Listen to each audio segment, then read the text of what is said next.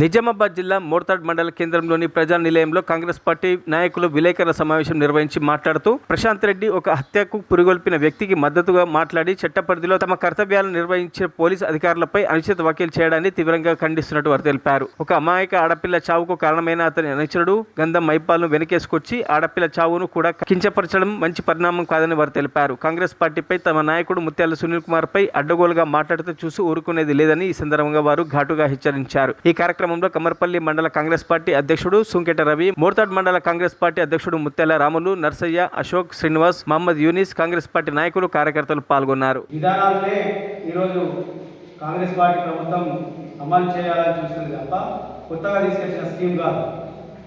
అలాగే కాంగ్రెస్ పార్టీ ఇచ్చినటువంటి హామీల మీద ఆయన విమర్శలు చేయడం జరిగింది.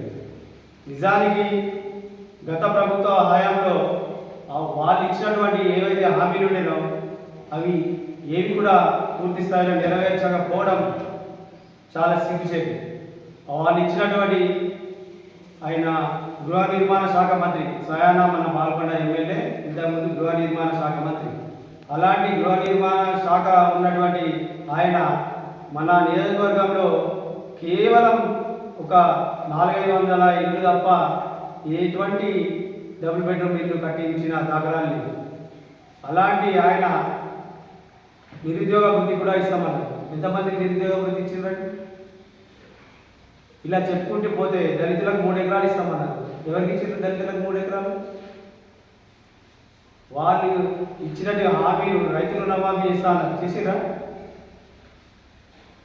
వాళ్ళు చేసినటువంటి హామీలు నెరవేర్చకపోవడం వల్లనే ఈరోజు కాంగ్రెస్ పార్టీ అధికారంలోకి వచ్చింది.